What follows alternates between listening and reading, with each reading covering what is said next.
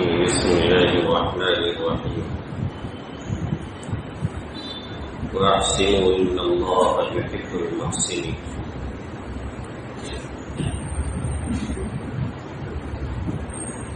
وعن عبد الله بن عمر رضي الله تعالى عنهما قال قال رسول الله صلى الله عليه وسلم والله في حاجة العبد ما كان العبد في حاجة أخيه ومن ستر مسلما ستره الله يوم القيامة. وعنه قال قال رسول الله صلى الله عليه وسلم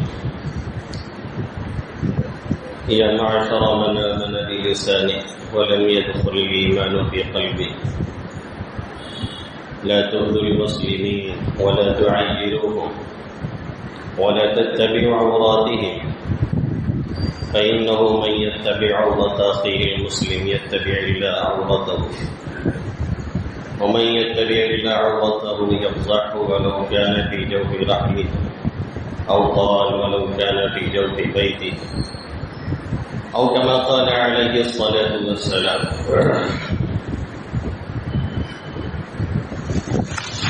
میرے محترم بزرگوں اور دوستوں، میرے عزیز طلبا،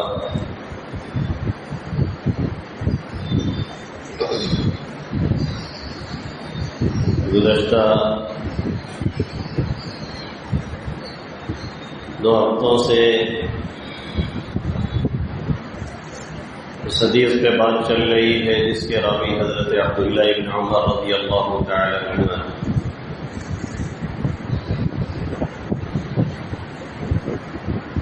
اللہ کے حبیب صلی اللہ علیہ وسلم نے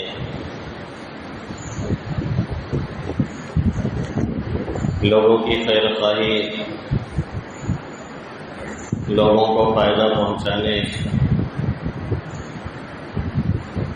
اور بے لوث ہو کر کے بغیر کسی غرض کے اور مقصد کے ان سے اپنی استطاعت کے بقدر کام آنے کی بے انتہا فضیلت بیان فرمائی. یہ ہمارے دین اور اسلام کا ایک اہم پارٹ، ایک اہم حصہ ہے اور اس کا فائدہ دنیا اور آخرت دونوں میں عمومی طور پر، عام طور پر لوگوں کو ملا کرتا ہے. اور یہ چیز تقریباً اب عنقا ہوتی جا رہی ہے، ناپید ہوتی جا رہی ہے. جو یورپین کنٹریز کا مزاج ہے،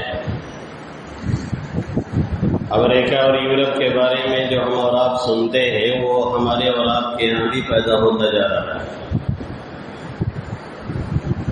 دکتور شیخ عبدالرحمن العریفی حفظہ اللہ تعالی عالم عرب کے ایک بہت ہی زبردست عالم، بر وقت پتہ نہیں وہ جیل میں ہے، جیل سے باہر ہے، اللہ حفاظت فرمائے، آمین یا رب. انہوں نے لکھا ہے کہ جس زمانے میں میں ایم اے کر رہا تھا تو تقابل ادیان، دوسرے مذاہب کی کتابوں کا مطالعہ اور اس کو دیکھنا، رکھنا اور سمجھنا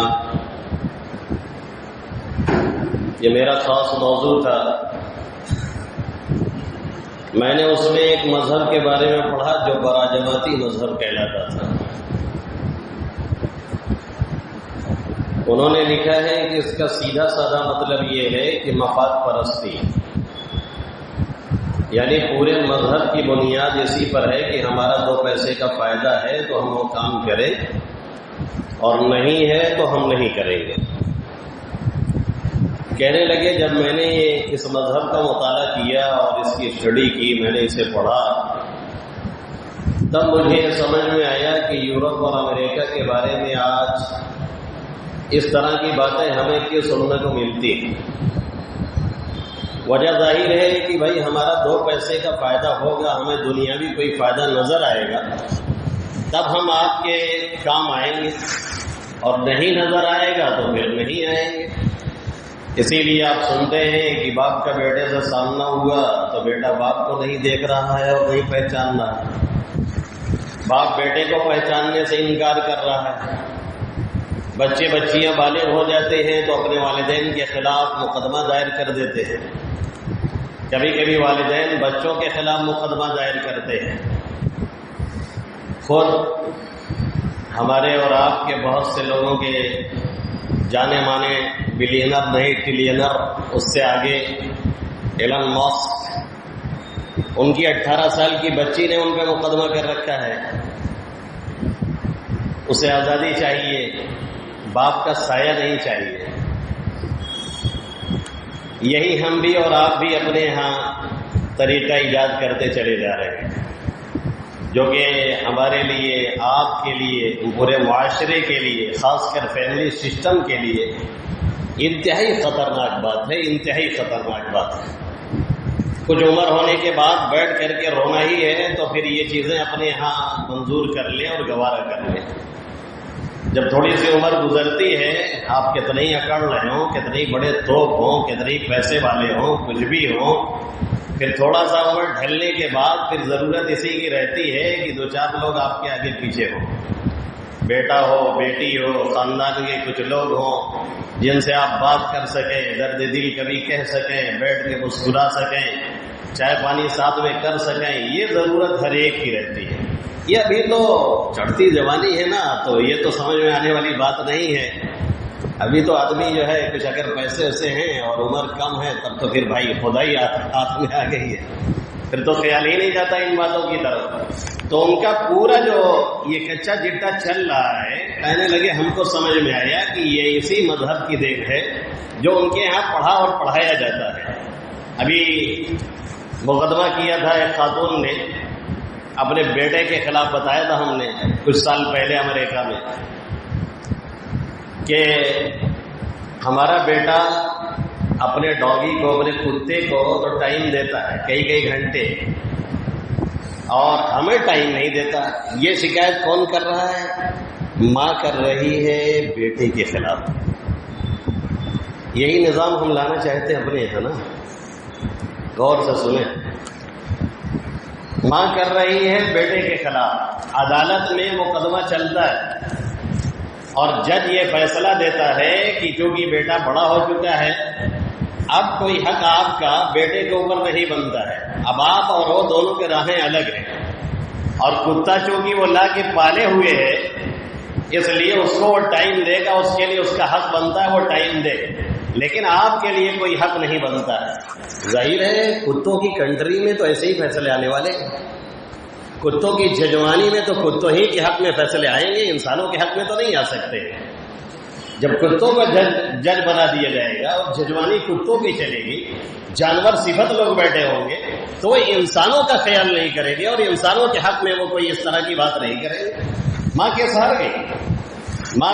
گئی، چونکہ پورا محور اسی پہ ہے کہ ہمیں 2 پیسے کا کہیں فائدہ ہے تو ٹھیک، اور نہیں ہے تو ہم وہاں قدم نہیں بڑھا سکتے، جبکہ اسلام کا نظریہ یہ ہے وَأَحْسِنُوا إِنَّ اللَّهَ يُحِبُّ الْمُحْسِنِينَ، اچھائی کرو، اللہ اچھائی کرنے والوں کو پسند کرتا ہے۔ اسلام کا نظریہ یہ ہے مَنْ جَاءَ بِالْحَسَنَةِ فَلَهُ عَشْرُ أَمْثَالِهَا، جو کوئی بھی ایک نیکی لے کر کے چلے آئے، کوئی بہترین، کسی کے ساتھ کوئی قدم بڑھایا۔ جیسے میں پرسوں آ رہا تھا تو ایک نکاح پڑھا کر کے اتنا لیٹ ہو گیا کہ مجھے لگا کہ اب تو میری مغرب کی نماز چلے گی، وہ پکی بات ہے، استنجا بھی بہت تیز لگا ہوا تھا، تو شیشے میں ہم نے گاڑی بیک کرتے ہوئے دیکھ لیا کہ حافظ جی جو ہے حافظ بدرالدجا صاحب کافی اسپیڈ سے آ رہے ہیں۔ ہم نے کہا وضو کر کے گھر سے چلے ہیں اور اذان ختم ہو رہی ہے، پہنچتے تو ان کو 1 رکعت نہیں ملے گی، تو میری تو جا ہی رہی ہے، کم سے کم حافظ جی کو مل جائے، کچھ فائدہ ان کا ہو جائے، ہو سکتا ہے میرے کچھ کام آ جائے آخرت میں۔ میں نے گاڑی بریک کی اور بیٹھایا، لا کے ان کو چھوڑ دیا، ان کو 3 رکعت مغرب کی مل گئی، مجھے نہیں ملنی تھی، وہ تو کیونکہ استنجا کرنا تھا، استنجا بھی ہم لوگ تھوڑا اطمینان والے ہیں، وہ اطمینان تو نہیں جو بات صوفی جی لوگ کرتے ہیں، وہ والا بھی نہیں کرتے ہم، اور وہ والا بھی نہیں کرتے جو ہمارے حافظے والے کرتے ہیں، ہم بیچ والا کرتے ہیں۔ کچھ لوگ بیٹھ گئے تو اٹھنے کا نام نہیں لے رہے، اب بھیا اٹھ جائیے، جب اطمینان ہو گیا تو اٹھ جائیے، نہیں تو آپ کو شک کی بیماری ہو جائے گی. آپ آدھے گھنٹے بیٹھے رہیں گے، پیشاب کا قطرہ آتا ہی رہے گا. اور کچھ جاتے ہیں تو بغیر پانی لیے چلے آتے ہیں. ظاہر ہے یہ تو اس سے زیادہ معذب ہے، اس سے زیادہ ان کو عذاب ہونا ہے. اللہ کے حبیب صلی اللہ علیہ وسلم نے حدیث میں بیان کیا ہے. اور المیہ یہ ہے کہ آج کے اکثر ہمارے نوجوان یہ ناپاک پہنتے رہتے ہیں. اللہ انہیں ہدایت دے، ہمیں بھی ہدایت کاملہ سے سرفراز فرمائے، آمین یا رب العالمین. تو یہ ہمارا اسلام کہہ رہا ہے کہ بھائی بے لوث ہو کر کے آپ کسی کے ساتھ کچھ کریں گے تو ہم اس کا 1 گنا نہیں 10 گنا دینے کے لیے تیار ہیں. اور کبھی اس سے بڑھا کر کے یہ چیزیں ملتی ہیں. اللہ کے حبیب صلی اللہ علیہ وسلم نے اسی وجہ سے فرمایا لئن امشی معاصی فی حاجت احب الی من ان اعتکف فی مسجدی هذا شہرا. روایت تو کمزور ہے لیکن بہرحال ہے. آقا فرما رہے ہیں کہ میں اپنے بھائی کی کسی ضرورت کے لیے چلوں، اس کی ضرورت پوری کرنے کے لیے کوشش کروں، اس کے لیے میں کچھ محنت کروں، 2-4 قدم میں بڑھاؤں، یہ میرے لیے اس بات سے کہیں بہتر ہے کہ میں اپنی مسجد میں، مسجد نبوی صلی اللہ علیہ وسلم میں 1 مہینے کا نفلی اعتکاف کروں. 1 مہینے کا نفلی اعتکاف، اس پہ کسی کی تھوڑی سی مدد اور امداد یہ بھاری پڑ رہی ہے. اور یہ آقا کا عام مزاج رہا ہے، اللہ کے حبیب صلی اللہ علیہ وسلم کا یہ عام مزاج رہا ہے. آپ راہ گزر رہے ہیں، کوئی مادی ہے کوئی لوڈی ہے، وہ آقا کو روک لیتی ہے، وہ اپنی ضرورت بیان کرتی ہے، اپنے آقا کی شکایت کرتی ہے. آقا بڑے اطمینان سے اس کی شکایت سنتے اور کبھی کبھی اس کے گھر جا کے اس کے آقا سے بات کرتے اور آپ اس کے مسئلے کو حل کر کے پھر لوٹتے. کبھی یہ ہوتا کہ کوئی بوڑھی ماں راستے میں آقا کو روک لے رہی ہے اور آقا سے اپنی شکایت درج کرا رہی ہے اور آقا سر جھکائے ان کی پوری شکایت سن رہے ہیں. عربی کا ایک شعر ہے، بڑا پیارا شعر ہے، وَكَانَتْ عَجُوزًا يَسْتَجِيءُ لِحَاجَتِهِ يَقُومُ لَهَا حِينًا لِتُقْضَىٰ فَتَرْجِعَ. اللہ کے حبیب صلی اللہ علیہ وسلم کے سامنے جب کوئی بوڑھی ماں بھی آ جاتی کسی ضرورت کو لے کر کے، آقا اس وقت تک کھڑے رہتے جب تک ان کی ضرورت نہ پوری ہو جائے، اور ضرورت پوری کر کے پھر واپس ہو جائیں، وہ اپنی ضرورت پوری کر کے لے کے لوٹیں، تب تک آقا کھڑے رہتے.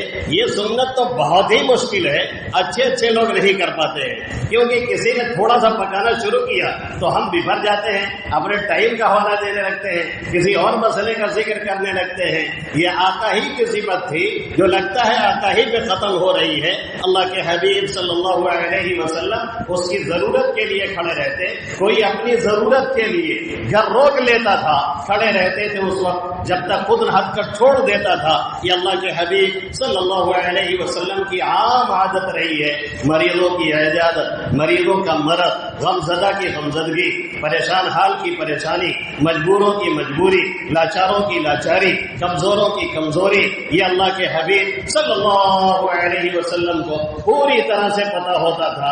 اور آقا موقع نکال کر کے ایسے لوگوں کو کام آیا کرتے. آقا اپنی مجلس میں بیٹھے ہوئے ہیں، صحابہ کرام سے گفتگو چل رہی ہے، ایک قبیلے کے لوگ سامنے سے آ رہے ہیں، وہ نجد سے تشریف لا رہے ہیں، اور اس قبیلے کا حال یہ ہے کہ کھانے کو کھانا نہیں، پینے کو پانی نہیں، پہننے کو کپڑا نہیں، سینے کو سلائی نہیں، مشین نہیں، کوئی سوئی اور دھاگا نہیں جس سے وہ اپنے کپڑے سی لیتے. وہ تھوڑے ان کے پاس کپڑے تھے، انہوں نے بیچ سے پھاڑ کر کے ایسے کپڑے گلے میں ڈال رکھے تھے، نیچے ان کے تہبند نہیں، کوئی دوسرا کپڑا نہیں، کوئی دوسری چیز نہیں. آقا مدنی صلی اللہ علیہ وسلم نے ان کے لوگوں کو جیسے ہی دیکھا فتغیر لون وجہ رسول اللہ صلی اللہ علیہ وسلم. مسلم شریف کی روایت کہ اللہ کے حبیب صلی اللہ علیہ وسلم کا چہرے انور کا رنگ بدل گیا. آقا کا چہرہ بگڑ گیا. کیوں؟ ان کی بھوکمری کو دیکھ کر کے، کیوں ان کی پریشانی کو دیکھ کر کے، کیوں ان کے افلاس کو دیکھ کر کے، کیوں ان کی غربت کو دیکھ کر کے. کہاں ہیں وہ لوگ جو غربت پہ بڑے لمبے لیکچر دیتے ہیں اور فقر و فاقہ کی اہمیت بیان کرتے ہیں، اور جب لفافہ سائڈ سے دیا جاتا ہے تو کہتے ہیں جزاک اللہ، پر کر کے رکھ لیا دھیرے سے. کل بھیا فقیری ہم کو سکھائی جا رہی ہے، اپنا بھی کچھ کریں گے. یہ کون سا طریقہ ایجاد کر لیا گیا ہے؟ ایسا لگتا ہے بہت سی تقریروں کو سننے کے بعد اور بہت سی مجلسوں میں بیٹھنے کے بعد ایسا لگتا ہے کہ سامنے کلاشوں مجبوروں فقیروں کا ایک ریوڑ ہے اور حضرت کی زہد اور فقر و فاقہ بھی تقریر چالو ہے اور حضرت خود آ رہے ہیں فارچونر سے اور ہم نے لفافہ دیا تو کہیں جزاک اللہ خیرا ایک دم دور کر کے مار دیا. یہ کیا چل رہا ہے بھائی؟ بیلنس کر کے بیان کرنا چاہیے. لوگوں کو تو ایسا بیان کر دیا کہ شٹر ڈاؤن، دکان ختم، اور اپنا آگے پیچھے 3-4 گاڑیاں سیکورٹی کے طور پہ چل رہی ہے اور خود لگژری لائف پوری گزر رہی ہے اور آپ کو بتایا جا رہا ہے کہ نہیں آپ کو فقر و فاقہ ہی کرنا ہے کیونکہ آقا نے کیا تھا. آقا نے کیا تھا تو بھائی آپ کر لیجئے نا. آقا نے کیا تھا، بلا شبہ کیا تھا تو آپ بھی کر لیں. ہم تو نہیں کریں گے. ہاں ہم آپ کو بتائیں گے کہ ہفتے میں 2 روزہ آپ کو رکھنا ہے تب آپ کی صحت صحیح رہے گی، لیکن ہم نہیں رکھیں گے. یہ انتہائی غلط طریقہ ہے جو بہت سے لوگوں کے اندر گھسیٹا ہے. ہمارے یہاں جمعہ میں ایسا نہیں پاتے ہیں. جمعہ میں تو ہم آپ کو بتاتے ہیں کہ کمائیے اور تھوڑا ہدیہ ہم کو بھی لے کر کے آئیے، دبا کر کے کمائیے. ہم یہ نہیں بتاتے کہ بھائی آپ فاقہ کیجیے اور ہم نہیں کریں گے. ہم یہ نہیں کہتے کہ آپ روزہ رکھیے، ہم نہیں رکھیں گے. جس روزے پہ ہم بیان کرتے ہیں الحمدللہ اس سے پہلے ہم آپ خود رکھنے کی کوشش کرتے ہیں. اللہ کا احسان. تو یہ فقر و فاقہ والی جو تقریریں سننے کو آج کل مل رہی ہے، جو اسلام کے لوگ ہیں وہ سمجھ رہے ہیں کہ کہاں پہ یہ تقریریں زیادہ ہوتی ہیں، وہ انتہائی غلط طریقہ چل چکا ہے امت کے لیے. آقا نے ہمیشہ صحت مند معاشرے کو ترجیح دی ہے. آقا نے ہمیشہ یہ چاہا ہے کہ لوگ ہر اعتبار سے بہت فٹ فاٹ رہے، معاملہ ٹھیک ٹھاک رہے. اب رجل القوی خیر من الرجل الضعیف، یہ کس چیز کی بات ہو رہی ہے؟ آج بہتر بڑا آدمی کمزور آدمی سے بہتر ہے مضبوط آدمی. کیسے؟ عزم کے اعتبار سے مضبوط آدمی کیسے؟ ایمان کے اعتبار سے مضبوط آدمی کیسے؟ پیسے کے اعتبار سے مضبوط آدمی کیسے؟ افراد کے اعتبار سے مضبوط آدمی کیسے؟ خاندان کے اعتبار سے مضبوط آدمی کیسے؟ اپنے سورسز کے اعتبار سے مضبوط آدمی کیسے؟ اپنے متعلقات اور متعلقین کے اعتبار سے. یہ مضبوطی ہے. یہ کیا ہے کہ بھائی کوئی بھی آیا آپ کو روک کے چلا گیا، آپ کہیں ٹھیک ہے ٹھیک ہے ٹھیک ہے. اسلام تو یہی سکھاتا ہے بس مرے پڑے رہو. اسلام یہ نہیں سکھاتا، ہم نے غلط سمجھا ہے. اسلام صحت مند معاشرے کی ہمیشہ حوصلہ افزائی کرتا ہے. کس نے بتا دیا ہے کہ اسلام اس کو پروموٹ کر رہا ہے؟ آقا کا چہرے کا رنگ بدل جا رہا ہے. کیوں؟ ان کی فقیری کو دیکھ کر کے، ان کے افلاس کو دیکھ کر کے، ان کی تنگدستی کو دیکھ کر کے، ان کی پریشانی کو دیکھ کر کے. اور گھر میں جاتے ہیں فوراً. ایک گھر میں تلاشی لی گئی، کچھ ملا نہیں. دوسرے گھر میں گئے، وہاں کچھ نہیں انتظام ہو سکا. دوسرے کے بعد تیسرے. ایسے کرتے کئی گھروں میں جانے کے بعد ظہر کا وقت ہو رہا ہے، آقا مسجد تشریف لے گئے، نماز پوری کرائی، ممبر پہ تشریف لے گئے، مجمع کو روکا، حمد و ثنا کی اللہ کی، اور اس کے بعد یہ آیت کریمہ پڑھی، یا ایھا الناس اتقوا ربکم الذی خلقکم من نفس واحدہ وخلق منها زوجها وبث منهما رجالا كثيرا ونساء واتقوا الله الذي تساءلون به والارحام ان الله كان عليكم رقيبا. اے لوگوں اللہ سے ڈرو. یا ایھا الناس اتقوا ربکم، اپنے رب سے ڈرو. الذی خلقکم من نفس واحدہ، ایک جان سے جس نے تمہیں بنایا ہے. یعنی سب کی اصل اور نسل اور جڑ ایک ہی ہے، بنیہ کل الگ ہو گئی ہے، بس سب کی اصل اور نسل ایک ہی ہے. خلقکم من نفس واحدہ وخلق منها زوجها، ان سے ان کی بیوی کو بنایا، حضرت حوا کو بنایا. وبث منهما رجالا كثيرا ونساء، پھر دونوں کے ذریعہ سے بہت سے مرد اور عورتوں کو دنیا میں پھیلا دیے. آج ان کی تعداد 8 ارب 2 پوائنٹ پہنچ گئی ہے اور یہ ابھی بڑھتی ہی جائے گی. بظاہر اتنے پہنچ گئے ہیں اور آئندہ اور بڑھتے رہیں گے. وبث منهما رجالا كثيرا ونساء واتقوا الله الذي تساءلون به والارحام، اس اللہ سے ڈرو جس کے واسطے سے ایک دوسرے سے سوال کرتے ہو اور رشتہ داریوں کا خیال کرو. اللہ سب کچھ جانتا ہے، دیکھتا ہے. پھر دوسری آیت مان پڑی.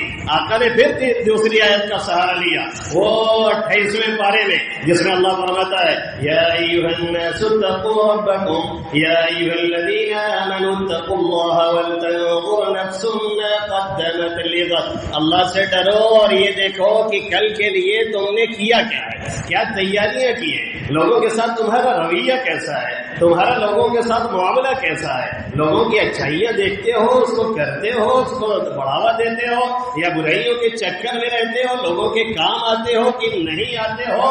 یہ اللہ کے حبیب صلی اللہ علیہ وسلم آیت پہ آیت پڑھتے رہے، اور اس کے بعد پھر آگے کیا فرمایا کہ اے لوگوں صدقہ کرو اس سے پہلے کہ تم صدقہ نہ کر سکو، اے لوگوں صدقہ کرو اس سے پہلے کہ تمہیں صدقہ کرنے سے روک دیا جائے، اے لوگوں صدقہ کرو اور جہنم کی آگ سے بچو، اتقوا النار ولو بشق تمرۃ، جہنم کی آگ سے بچو اگرچہ کھجور کا ایک ٹکڑا ہی دے کر کے، آدھی کھجور دے دو لیکن اگر یہ نہیں صلاحیت ہے تو وہ بھی کر دو، اور کر کے اپنے آپ کو دنیا اور آخرت کے فائدے میں لپیٹ لو اور بچ جاؤ دنیا اور آخرت کے عذاب سے۔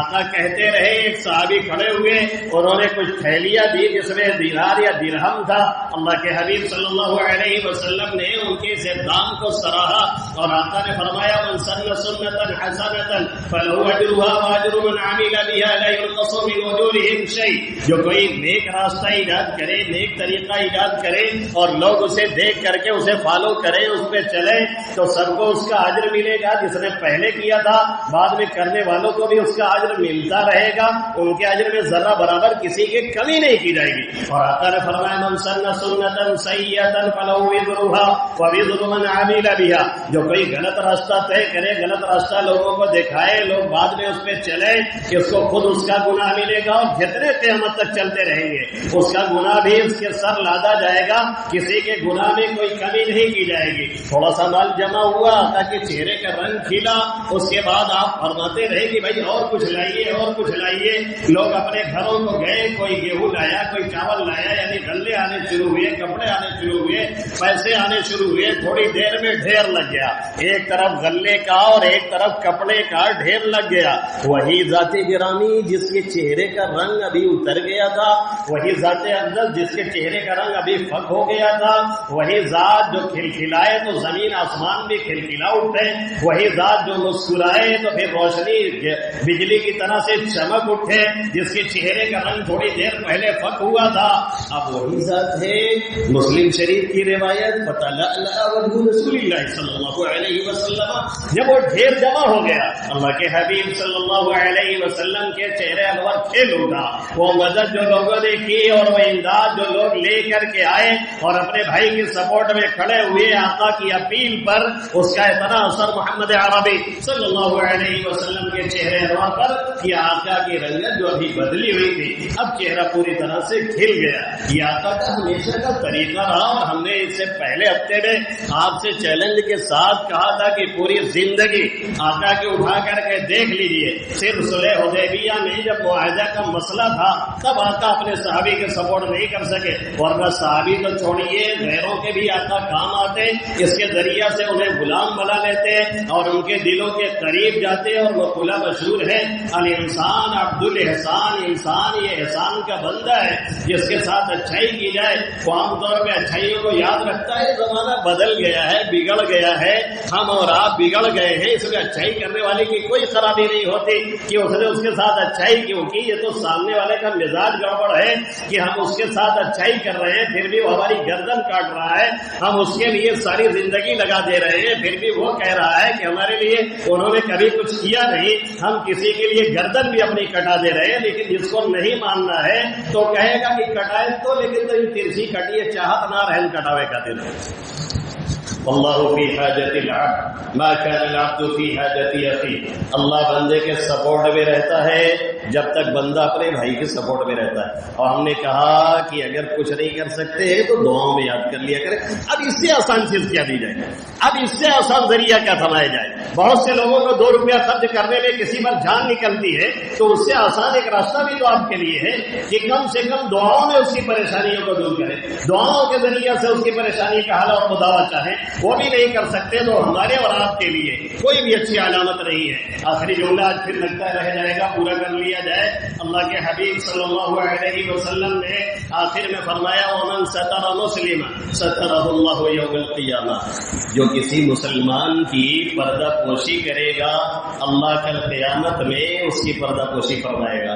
آج کسی کا ایک پتہ چل گیا، کسی کی غلطی معلوم ہو گئی، وہ غلطی جس سے اس نے توبہ کر لی ہے یا بیچارہ بہرحال چھپ کے کر رہا ہے، وہ نہیں جو سوشل میڈیا میں غلطی کر کے خود لوگ ڈالتے ہیں، وہ نہیں جو غلطی کرنے کے بعد لوگ بڑے فخریہ انداز میں مجلسوں میں بیان کرتے ہیں. یہ زمانہ آ چکا ہے نا، اب تو لوگ غلطیاں بھی کرتے ہیں اور ہوٹلوں میں بیان بھی کرتے ہیں کہ ہم نے یہ کیا، ہم نے وہ کیا، حتیٰ کہ زناکاری اور بدکاری تک لوگ لوگوں کو بیان کر ڈالتے ہیں اور بتا ڈالتے ہیں.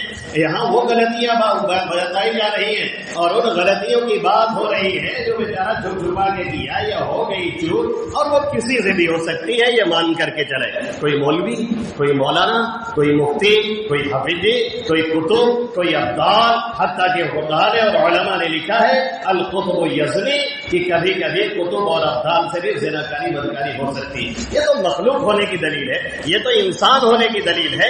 یہ کیسے لوگوں نے سمجھ لیا ہے اور سمجھ رکھا ہے کہ بھائی امام ہوگا تو اس سے غلطی نہیں ہوگی، فلانا ہوگا تو اس سے غلطی نہیں ہوگی، مولانا ہوں گے تو ان سے غلطی نہیں ہوگی، مفتی صاحب ہوں گے تو ان سے چوک نہیں ہوگی. بھائی وہ بھی ایک انسان ہے، ان سے بھی چوک ہو سکتی ہے، ان کو بھی سردی لگتی ہے، ان کو بھی گرمی لگتی ہے، ان کو بھی پیاس لگتی ہے، ان کے پاس بھی جائز خواہشات ہیں. وہ ساری چیزیں ہیں جو آپ کے پاس ہیں، اس لیے ان سے بھی کوئی نہ کوئی چوک ہو سکتی ہے. لیکن بیچارہ وہ چھپا رہا ہے، ڈھانکنا چاہ رہا ہے، یا اس سے توبہ کر چکا ہے، غلطی میں اس کو ندامت ہے، احساس شرمندگی ہے، لیکن ہم ہیں کہ اس کے پیچھے پڑے ہیں، ہم ہیں کہ اس کے عیب کو کھول رہے ہیں، ہم ہیں کہ اس کے عیبوں کو بیان کر رہے ہیں، ہم ہیں کہ چائے کے ٹکڑوں میں بیٹھ کر کے اس کے عیبوں کو اجاگر کر رہے ہیں، ہم ہیں کہ اس کے پیچھے پڑے ہوئے. اور یہ ہمارے معاشرے کا بہت بدترین المیہ ہے کہ کون کہاں جا رہا ہے، کون کس سے مل رہا ہے، کون کیا کھا رہا ہے، کس کی بیٹی کس سے گفتگو کر رہی ہے، کس کی بہن کس کے رابطے میں ہے. یہ ساری باتیں ہمیں معلوم ہوتی ہیں. ہاں کون بیمار ہے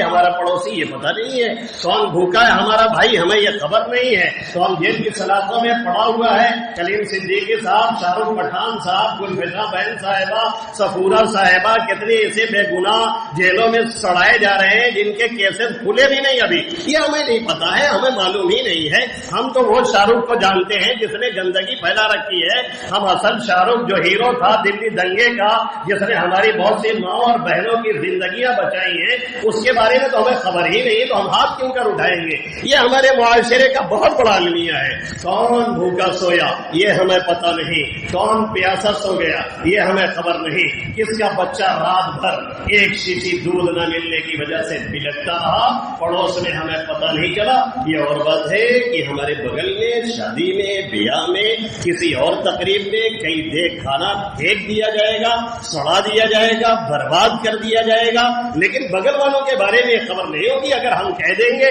کہ ایک ہفتے سے ہماری طبیعت نہیں صحیح تھی تو کہیں گے پتہ ہی نہیں چلا، کسی نے بتایا ہی نہیں، ہم کو تو پتہ ہی نہیں چل سکا، نہیں تو ہم کال کیے ہوتے، نہیں تو ہم آئے ہوتے. یہ بہت بڑا المیہ ہے ہمارے معاشرے کا. وہ باتیں جسے ہمیں نہیں جاننا ہے، وہ باتیں جس کے چکر میں ہمیں نہیں پڑنا ہے، وہ باتیں جس کے بارے میں اللہ قرآن میں فرماتا ہے وَلَا تَقْفُ مَا لَيْسَ لَكَ بِهِ عِلْمٌ إِنَّ السَّمْعَ وَالْبَصَرَ وَالْفُؤَادَ كُلُّ أُولَئِكَ كَانَ عَنْهُ مسؤولا. اس چیز کی توہ میں مت پڑو جس کا تمہیں علم نہیں ہے. تمہارے کان، تمہاری آنکھیں، تمہاری بینائی، سنوائی، بھیجا، ہاتھ پیر، سب سے سوال ہوگا کیا کیا کیا تھا، کیسے کیسے کیا تھا، اس کے بارے میں دھیان رکھو.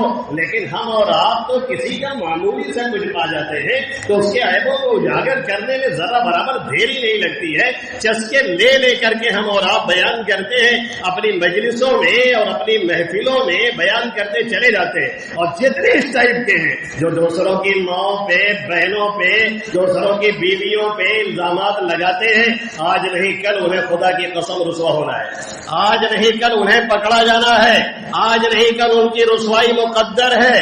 کچھ گناہوں کی سزا اللہ آخرت میں تو دیتا ہی ہے، دنیا میں بھی دیا کرتا ہے۔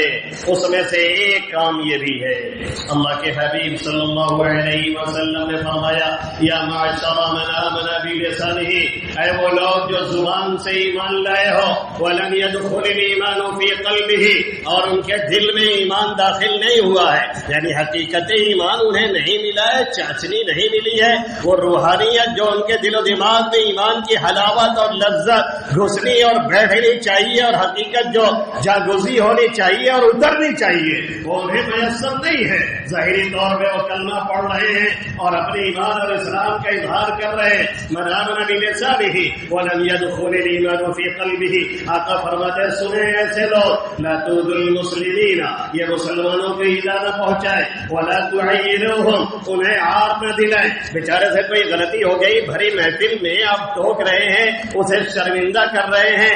اللہ کے حبیب صلی اللہ علیہ وسلم کہہ رہے ہیں جو کسی اپنے بھائی کو اس گناہ پہ عار دلاتا ہے جس سے وہ توبہ کر چکا ہے، تو جب تک وہ عار دلانے والا اور اس کی بے عزتی کرنے والا اس کام میں مبتلا نہیں ہو جاتا، اس کام کو کر نہیں لیتا، تب تک اللہ اسے موت نہیں دیتا ہے۔ من عیر اخاہ بذنب قد تاب من لم يمت حتى يعمل، او كما قال علیہ الصلاة والسلام۔ اسی لیے آقا یہاں فرما رہے انہیں عار مت دلاؤ، کوئی جرم ہو گیا اسے دبا لے جاؤ، چھپا لے جاؤ، بیچارہ خود چھپا رہا ہے تم بھی اس کی پردہ پوشی کر دو، آخرت میں تمہارا فائدہ ہوگا۔ اور آگے فرمایا ولا تتبعوا عوراتهم، لوگوں کے عیبوں کے پیچھے مت پڑو، ٹوہنے نہ رہا کرو، کہاں جا رہا ہے، کس سے مل رہا ہے، کہاں سے کھا رہا ہے، کہاں سے لا رہا ہے، یہ ساری چیزیں جو نہیں جاننے کی ہے، اور یہ بھی ایک تجربے کی بات ہے، عام باتوں سے ہٹ کے تجربے کی بات ہے کہ دوسرے کے عیبوں سے اور دوسروں کی ٹوہ سے جتنی آپ بے فکر رہیں گے نا اتنی آپ مطمئن رہیں گے اور مسکرائیں گے۔ وَلَا تَتَّبِعُوا عَوْرَاتِهِمْ، ان کے عیبوں کے پیچھے مت پڑو۔ آگے آقا فرماتے ہیں وَمَن يَتَّبِعْ عَوْرَةَ أَخِيهِ الْمُسْلِمِ، جو اپنے مسلمان بھائی کے عیب کے پیچھے پڑتا ہے، يَتَّبِعِ اللَّهُ عَوْرَتَهُ، اللہ اس پیچھے پڑنے والے کے پیچھے پڑ جایا کرتا ہے، اور جس کے پیچھے میرا رب پڑ جائے تو پھر وہ بھاگ کے جائے کہاں۔ اس لیے اللہ کے حبیب صلی اللہ علیہ وسلم آگے فرماتے ہیں وَمَن يَتَّبِعِ اللَّهُ عَوْرَتَهُ، جس کے پیچھے اللہ پڑ جائے، اس کا عیب چھپانا نہ چاہے بلکہ رسوا کرنے کے لیے اللہ اس کا پیچھا کرے، يَتَّبِعْ عَوْرَتَهُ يَفْضَحُ وَلَوْ كَانَ فِي جَوْفِ رَحْلِهِ أَوْ قَالَ وَلَوْ كَانَ فِي جَوْفِ بَيْتِهِ۔ آقا فرماتے ہیں کہ اللہ اسے رسوا کر کے رہے گا، چاہے وہ گھر کے کونے میں بیٹھا ہو، چاہے اپنے کجاوے میں چھپا ہو، چاہے اپنی بڑی چار چکا میں چھپ کر کے چلتا ہو اور بلیک شیشہ لگا ہوا ہو، دکھائی نہ دیتا ہو، پھر بھی اللہ اسے رسوا کر کے رہے گا۔ استاد محترم مفتی عبداللہ صاحب حفظہ اللہ تعالی اپنے علاقے کی ایک واقعہ ایک مرتبہ بیان کرنے لگے، کہنے لگے کہ ہمارے علاقے میں ایک مولانا کے کچھ لوگ پیچھے پڑ گئے اور انہیں رسوا کر دیا۔ ظاہر رسوا تو کیا لیکن وہ گاؤں ہی تک معاملہ محدود رہ گیا۔ اب بڑے خوش جن لوگوں نے پیچھا کیا تھا اور بلا وجہ انہیں رسوا کیا تھا کہ ہم نے تو بے عزت کر دیا اور ممبر سے اتروا دیا اور یہ کر دیا وہ کر دیا۔ حضرت کہنے لگے کہ 1 سال گزرا، 2 سال گزرا، 3 سال گزرا، 20 سال کے بعد جو اس میں پیش تھے اور جنہوں نے یہ کاروائی کی تھی یا کروائی تھی، 20 سال کے بعد اللہ نے اسے رسوا کیا۔ وہ ابھی ایک گاؤں میں نہیں 20 گاؤں میں رسوا کر دیا، چہرہ دکھانے کے لائق نہیں رہ گیا۔ ایسے نہ معلوم کتنے ہیں جو پاک دامن لوگوں کے پیچھے پڑتے ہیں، ایسے نہ معلوم کتنے ہیں جو پاک دامن عورتوں کے پیچھے پڑتے ہیں، ایسے نہ معلوم کتنے ہیں جو بغیر کسی ایویڈنس اور ثبوت کے لوگوں پہ زناکاری اور بدکاری تک کی تہمت لگا دیتے ہیں، پھر ان کی بچیاں انہیں بعد میں بدلہ دیتی ہیں۔ نہ یقین ہو تو کئی واقعہ میں کوٹ کر سکتا ہوں آپ کے سامنے۔ یہ ہو جائے گا کہ کچھ لوگوں کا راز کھل رہا ہے، اس لیے خاموشی بہتر ہے، لیکن یاد رکھیں کہ جب دوسرے کے ساتھ یہ کریں گے تو ہمارے ساتھ بھی یہ ہونا ہے۔ اور اگر بچی نہیں تھی تو اللہ نے بچیوں سے پھر انہیں نوازا، پھر اس نے وہ گڑبڑ کیا کہ سر اٹھا کے چلنے کے لائق نہیں رہ گئے۔